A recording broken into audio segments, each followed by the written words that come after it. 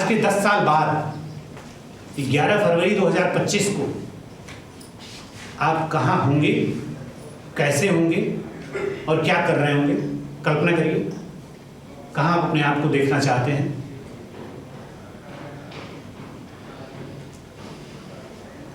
इसी प्रकार 11 फरवरी 2035 को आप अपने आप को किस रूप में देखना चाहेंगे, कहाँ होंगे? 2045 में, 55 में, 65 में, 75 में, 85 में, शायद फिर हम में से कोई नहीं होगा, तो किस रूप में होंगे? पिछले इस आंखें खोल लीजिए, इस छोटी सी 3-4 मिनट की एक्सरसाइज में अगर आपने अच्छे से किया हो, नींद न आने लगी हो, तो आपको एहसास हुआ होगा कि आपका जीवन कैसा है।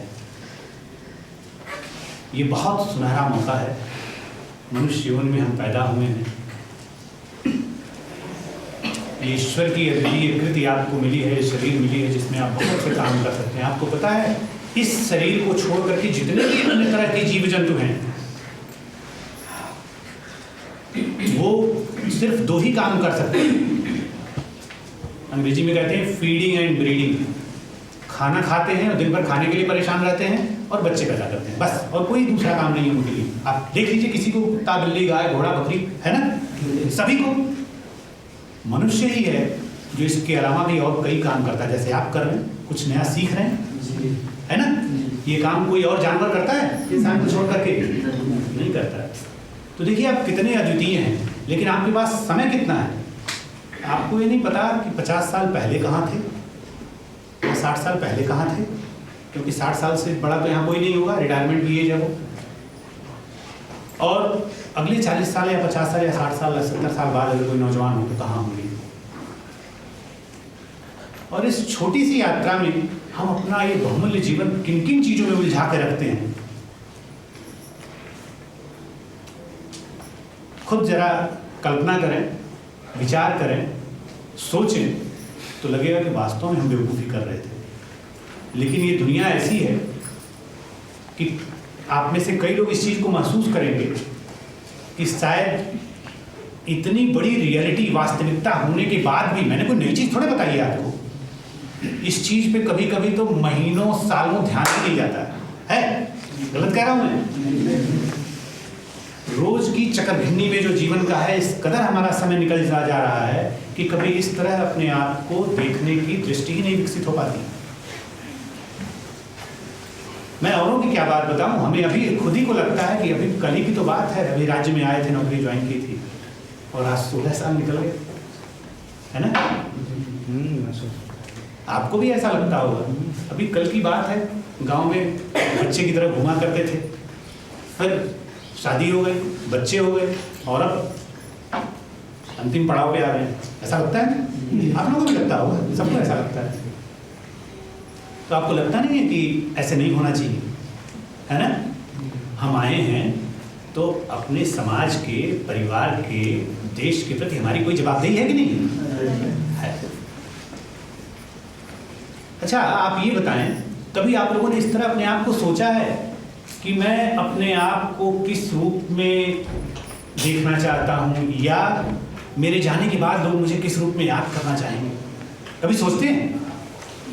नहीं, सोचना चाहिए ना, सोचना चाहिए।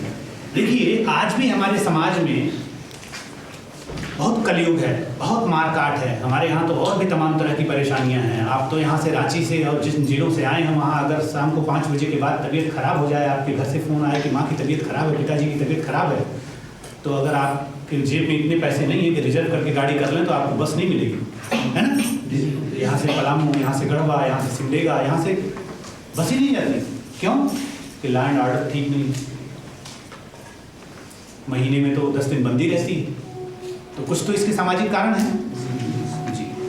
लेकिन इसके बावजूद मैं आपसे कहूँगा कि इस घोर कलयुग में भी, जब आपको लगता है चारों तरफ गंदगी ही गंदगी है, आपका समाज देखिए किसको सम्मान देता है। आज भी उसी को देता है जो समाज को कुछ देता है। समाज से लेने वाले को कभी समाज याद करता है? नहीं। ये आप हमारे साथ हैं? सही है ना? समाज से लेने वाले को कभी समाज याद नहीं करता। मैं उदाहरण दूं आपको, रांची का उदाहरण देता हूं। रांची का सबसे बड़ा चौराहा कौन सा है? एकदम जिसको कहते हैं रांची का दिल, है ना? फिरायलाल चौक पे खड़े हो जाइए, चौक पे किसकी प्रतिमा लगा करके आप उसको सल्यूट करते हैं? बोलिए ना आप लोग। अल्बर्ट एक्का की। अल्बर्ट एक्का के परिवार में आज भी जानते हैं जो लोग हैं वो कितने धनी और कितने अमीर हैं, और जिसके नाम पे वो चौराहा आप बोल रहे हैं फिरायलाल, उसके पास कितना पैसा होगा? कल्पना करिए, अगर छूट मिल जाए तो फिरायलाल अपने बाबूजी का ही फोटो वहां लगवा देगा ना? लेकिन हमारा समाज वो छूट नहीं देता। वो किसकी फोटो लगाता है वहां पे? अल्बर्ट एक्का की। क्यों? एक गरीब घर में पैदा हुआ लड़का, भारतीय सेना का एक छोटा सा सिपाही, लांस नायक। 1971 की बांग्लादेश की लड़ाई में दिसंबर की ठंडी रात में अपनी यूनिट की मना करने के बावजूद 5 किलोमीटर अपनी गन लेकर के चला जाता है, पाकिस्तानियों को चीरते हुए, मारते हुए, जिसकी वजह से 3 दिन पहले ढाका पहुंचा। तभी तो उसको परमवीर चक्र मिला। सबको तो नहीं मिलता। परमवीर चक्र कितने लोगों को मिलता है? कभी कभी किसी को मिलता है। कारगिल वार में कुछ लोगों को मिला, उसके पहले जो 71 की लड़ाई हुई होगी उसमें मिला, 62 में मिला 1-2 लोगों को, बना सिंह और अन्य लोगों को। मतलब सुप्रीम सेक्रीफाइस, मतलब परेशानियों के बीच में जब आप बहुत बड़ी दिलेरी और बहादुरी का काम करते हैं तब जाकर को चीज मिलती है, वरना महावीर चक्र, वीर चक्र, और उसके पहले ही हम अटक जाते हैं। तो वो बहुत बड़े पिता और माँ के बेटे थे अल्बर्ट एक्का, कि एक गरीब माँ बाप के बेटे थे। हम उन्हें क्यों याद करते हैं? इसलिए कि उन्होंने हमसे कुछ लिया कि हमको कुछ दे के गए। हम लोग बिल्कुल ऐसा लग रहा है नींद में हैं? अल्बर्ट एक्का के नाम पे भी नींद में रहेंगे। 37 साल में वो इस दुनिया से चले गए अल्बर्ट एक्का। 37 साल। आज भी उनकी पत्नी जीवित है, उनके बच्चे हैं, है ना? आज भी वो ऐसे ही टूटे फूटे घर में हैं वो लोग। लेकिन ये समाज आज भी इस घोर कलयुग में अगर सलामी देता है तो अल्बर्ट एक्का को देता है, किसी फिरायलाल या किसी ऐसे लोग जो समाज से लेते हैं, छीनते हैं, उनको नहीं देता। मैं किसी के प्रति दुर्भावना मेरी नहीं है कि मैं फिरायलाल को बुरा कहना चाहता हूँ, मैं आपको ये समझाने के लिए बात बता रहा हूँ। हो गया? वहाँ से आगे बढ़िए।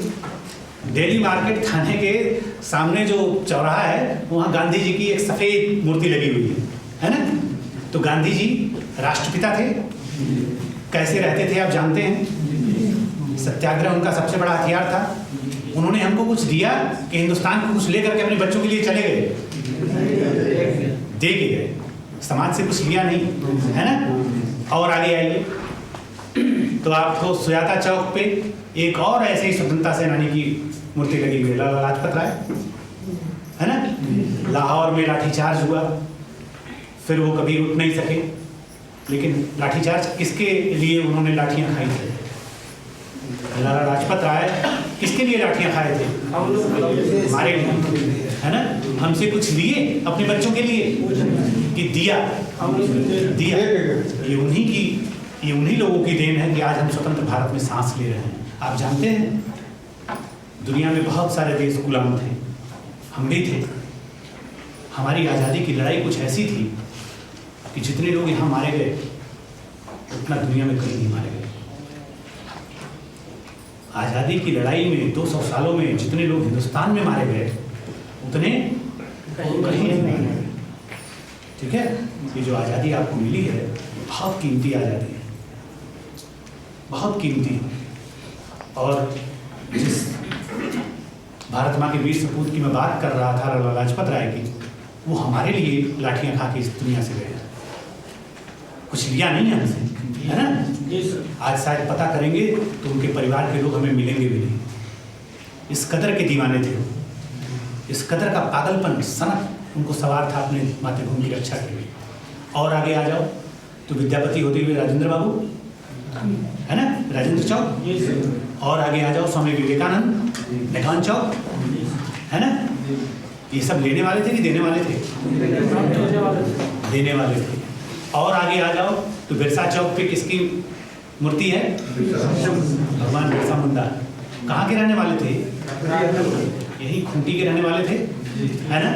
पुराना रांची जिला। 21 साल की उम्र में अंग्रेजों ने पकड़ लिया। किसके लिए लड़ रहे थे वो? अपने समाज के लिए, इसी मिट्टी के लिए, इस मिट्टी की आज़ादी के लिए, जिसको आप झारखंड कहते हैं। उनको अंग्रेजों की गुलामी नहीं पसंद थी, इसलिए 21 साल की उम्र में लड़ते लड़ते पकड़े गए और इसी रांची में कोकर के पास में उनको फांसी दे दी गई। अब फिरायलाल से लेकर के हम लोग एक HEC के दूसरे छोर तक आ गए। हम लोगों ने इसमें किसी को ऐसा देखा कि जिसकी मूर्ति लगी हो, जिसको आज भी एक ही दिन सही, 2 ही दिन सही साल में, लेकिन समाज जाके वहाँ नतमस्तक होता है ना। ये सारे लोग कौन हैं? हमारे समाज से कुछ चोरी करने वाले लोग हैं या हमारे समाज को देने वाले लोग हैं? तो आप क्या बनना चाहेंगे बताओ? जब ऐसे हम लोग बात करते हैं तो ऐसा लगता है ना कि सर हम क्या कर सकते हैं सर, हम तो बहुत गरीब लोग हैं, बहुत गरीबी में पले बढ़े हैं, हम कुछ नहीं कर सकते। तो पैसे वैसे कुछ जिसके पास हो वही कुछ कर सकता है। तो अल्बर्ट एक्का से भगवान बिरसा मुंडा तक ये पैसे वाले लोग थे। तब आपको लगा करने के लिए जज्बा चाहिए, है ना? करने के लिए हौसला चाहिए, करने के लिए पैसा नहीं चाहिए। बड़े परिवार में पैदा होना जरूरी नहीं है। आप कहीं भी पैदा, आपका वश है क्या कि आप कहाँ पैदा हो? आपके माँ बाप कौन है इसका चुनाव आप में से है कोई जो कर सकता हो या किया हो? नहीं। अच्छा, ऐसा कोई है आपने जो ये चुनाव कर ले कि आपका बेटा और बेटी कौन हो? हैं? बोलो, कर लो तो बता दो। तो यार अभी आपने अपने जीवन के बारे में समझा कि 50 साल पहले और 50 साल बाद का कोई ठिकाना नहीं। दूसरी चीज ये भी है कि आप किस घर में पुत्र या पुत्री के तौर पे चले जाएं, बेटा या बेटी के तौर पे पैदा हो, आपका वश है? नहीं। आपके घर में कौन आपके बेटा और बेटी के तौर पे आ जाए उस पे है बस? कौन सी आत्मा आ रही है आप जानते हैं? एक ही माँ के 2 बेटे, एक कानून का रखवाला हो जाता है और एक तोड़ने वाला हो जाता है, चुप हो जाता है। वो तो दोनों को एक ही चीज समझाई थी। इसका मतलब क्या हुआ? आप कुछ पहले से ले करके आते हैं, है ना? जो आपके मार्ग का निर्धारण करता है। कुछ यहाँ भी आप अर्जित करते हैं, वो आगे के लिए बैलेंस रहेगा। तो हमें कैसा काम करना चाहिए? इस कदर का काम करें कि खुद पे गर्व हो, जब चलने की वेला हो तो ये लगे कि हमने अपने खुद के बनाए हुए रास्ते पे अपनी यात्रा तय की है, किसी के दूसरे के बनाए हुए रास्ते पे नहीं चले हैं, बहाव में नहीं बहे हैं, बहाव के उल्टा चलते हुए धारे को चीर करके अपना रास्ता बनाया और कुछ समाज को दे करके गए। अब मैं आपको जंगल के बारे में थोड़ा सा चर्चा करना चाहूँगा। आप में से कितने लोग ये समझते हैं कि जंगल आपके जीवन में बहुत उपयोगी है, और कितने लोग ये बताएं? चलिए यही बता दीजिए, हाथ उठा के बता दीजिए कि जंगल हमारे जीवन के लिए बहुत उपयोगी है। ठीक है, ठीक है, नीचे कर लीजिए। कितने लोग ये समझते हैं कि नहीं है? लेकिन झूठ मत बोलिए। इसी राज्य में आकर के एक व्यक्ति ने मुझसे सरंडा में कहा, जब मैंने कहा कि सब जंगल काटोगे तो बारिश कैसे होगी, तो बोला पटना में कैसे होगी है सर? है ना? तो हम तो आपसे बहुत सीखते हैं। एक और चीज बता दें ताकि आपको कॉन्फिडेंस लगे, मुझसे बोलने बात करने में आप लोग खुले हुए नहीं हैं, क्योंकि बहुत पिछड़े इलाके के लोग आए हुए हैं। देखिए, आप लोग कितने लोग यहाँ बैठे हैं? लगभग 95-99 लोग बैठे हैं। 84। आपकी एवरेज उम्र कितनी होगी? एवरेज उम्र मान लो किसी की 57 साल, तो किसी की हो सकता है 20 साल। एवरेज उम्र कितनी मान लें आपकी? 30 साल मान लें? 30 मान लें? 30 मान लेते हैं। और ये मान लेते हैं कि अभी इस हॉल में 80 लोग बैठे हैं और एवरेज उम्र 30 साल है, तो इसमें कितने साल का अनुभव इस हाल में मौजूद है? इस हाल में कितने साल का अनुभव मौजूद है बताओ? 2400 साल का। और मेरी उम्र 40 साल। तो ये बताओ, मैं ज्यादा जानूंगा कि आप ज्यादा जानूंगा? सोचो जरा। मैं आप नहीं, ऐसे मत बोलिए, गलत बात आप बोल रहे हैं। मैं आपके सामने रेत का एक टुकड़ा हूं, जर्रा जिसको बोलते हैं उर्दू में, है ना? मैं वो हूं। आप 2400 साल और मैं कहाँ? 40 साल, है ना। तो मैं आपको कुछ सिखाने नहीं आया हूँ, मैं सिखा ही नहीं सकता आपको, मेरे अंदर ये क्षमता ही नहीं है, भगवान ने मुझे इस काबिल ही नहीं बना पाया, है ना। मैं सिर्फ अपना अनुभव बांटने आया हूँ आपसे, क्योंकि हम सबका अलग अलग अनुभव है। तो मेरा जो 40 साल का अनुभव है वो आपका नहीं है, वो आपके पास नहीं है ना।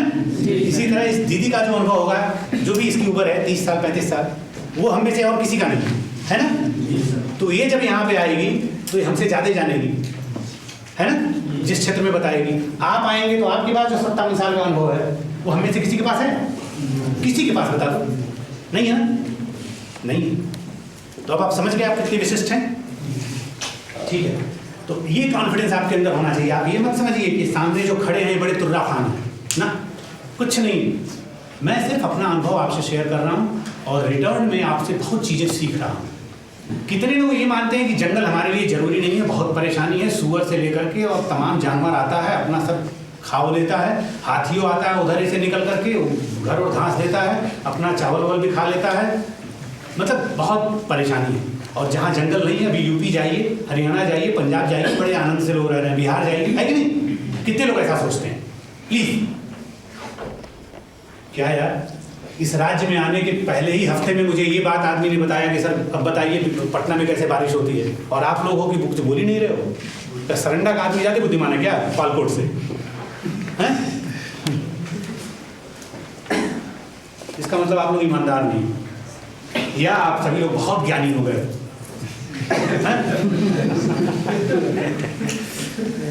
बताओ, किसी के मन में ये दुविधा नहीं है कि सब जंगल काटो, खत्म करो, सब जानवर और शिकार उकार खत्म करो, मैदान होगा, खेती करेंगे, अपना बढ़िया से रहेंगे, ना जानवर की चिंता ना कुछ, खेती भी ज्यादा रहेगी।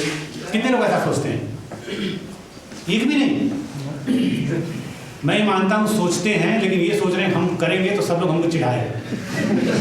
जरूर कुछ लोग ऐसा होंगे। अरे सरकारी नौकरी में ऐसे लोग हैं ना, हाँ, और क्या। चलो बेइज्जती मत करवाओ, लेकिन मैं आपको ये बात बता रहा हूँ। देखो, ये प्रश्न अगर मैं आपसे नहीं पूछता, या मुझसे अगर जीवन मसीह भुइयां ने न पूछा होता 2000 में, तो आज 2015 में मैं इसका जवाब आपको नहीं देता, ठीक है।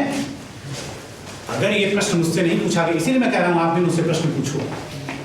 अगर ये चीज मुझसे जीवन मसीह भुइयां एक व्यक्ति थे, बिटकिल सोया एक गांव है सरन्ना में, वहाँ के, मैंने कहा जंगल कटेगा, आपको परेशानी होगी, अरे बारिश वारिश नहीं होगी, बहुत सारी दिक्कतें होती हैं। मैं उस समय काफ़ी यंग था, आज के 15 साल पहले की बात है ना। तो उन्होंने कहा सर बहुत लोग ऐसा बोलते हैं, आप भी कह रहे हैं, आप तो आते हैं, बैठते हैं, बात भी करते हैं, अभी नए नए आए हैं, सर पटना में कैसे बारिश होती है? वहाँ तो बाढ़ आ जाती है, हमारे यहाँ तो बाढ़ नहीं आती। देखिए कितनी गजब की चीज़ है। कहते हैं भाई, या तो दो चीज़ है, जीवन मसीह भुइयां जी को या तो ये समझ नहीं थी कि वो क्या पूछ रहे हैं, लेकिन अगर मैं भी समझ मेरे अंदर भी नहीं होती और मैं उनके प्रश्न का सही जवाब नहीं दे पाया होता, तो जीवन मसीह भुइयां जी सोच रहे होते कि जो वो बोले वही सही है। मैंने उनको बड़ी विनम्रता से कहा, मैंने कहा आप चाय पिएंगे मेरे साथ? कहे हाँ सर। तो उस रेस्ट हाउस में फैसिलिटी नहीं थी त्रिलपोसी में, हम उनको लेकर के आए थोड़को, उनके साथ बैठे। मैंने कहा कि आप जिस प्रश्न का जो प्रश्न पूछे हैं, मुझे लगा कि अगर मैं इस प्रश्न का आपको बढ़िया से जवाब नहीं दिया तो मैं जंगल के प्रति अन्याय करूंगा, जिसकी सेवा के लिए मैं आया हूं। और आप तो जंगल में रहते ही हैं, आप तो हमसे ज़्यादा विद्वान हैं, लेकिन इस प्रश्न का जवाब मुझे आपको देना था, इसलिए मैंने आपको यहाँ बुलाया। और उनके पास समय था, वो मेरी गाड़ी में बैठे आ गए थोड़को बाद। मैंने कहा कि धरती माँ एक जैसी हर जगह नहीं है। आप पटना जाइए, अगर गांव न हो और फसल और पेड़ न हो तो आप एक तरफ देखिएगा तो 100 किलोमीटर दूर देख सकते हैं। गलत बोल रहे हैं? नहीं, बिल्कुल सही है ना। अगर शहर न हो तो पटना में बैठ करके आप दिल्ली देख लीजिएगा। हाँ, समतल क्षेत्र, मतलब समझे, ऐसे है वहां जमीन, है ना। दिल्ली से पटना तक मुश्किल से 10-20 फीट का अंतर आता है जमीन का। और आपके यहाँ चुटुपालू उतर जाइए, देखिए 350 फीट तो आपका हुंडरू है ना, जो गिरता है। जहाँ सुवर्ण रेखा गिरती है। तब मैंने उनको बताना शुरू किया, मैंने कहा कि जहाँ पहाड़ और पठार होता है वहाँ जंगल का रोल कई गुना ज़्यादा बढ़ जाता है, और जहाँ ऐसा नहीं होता है वहाँ उसका वो रोल नहीं होता है। मान लीजिए छोटू जी का जो गांव है उसको हम छोटू जी के शरीर से तुलना करते हैं। मान लीजिए छोटू जी आप गम्हरिया टाण हैं, आप ही गम्हरिया टाण हैं, तो गम्हरिया टाण ये जो नाला का बेड है, इसका जो अंतिम नाला है ना, नाले की जो निचला हिस्सा है वो कौन सा हिस्सा हुआ? छोटू हांसदा का तलवा दायर का हुआ ना। और ये पहाड़ी क्या होगा? ये इनका सिर हुआ कि नहीं हुआ? अच्छा छोटू जी आपके गांव में नाला है? नाला है, जिंदा है? जिंदा पानी चलता है। कितना महीना चलता है? कम से कम मार्च से जनवरी फरवरी तक। माघ फागुन बोल रहे हैं तो आधा फरवरी तक। आपके पिताजी की जब जिंदा रहे होंगे तब कितना चलता होगा? आज के 40 साल पहले मान लीजिए। अभी तो नहीं है। हाँ कोई बात नहीं, चलिए बैठ जाइए, हम बताते हैं।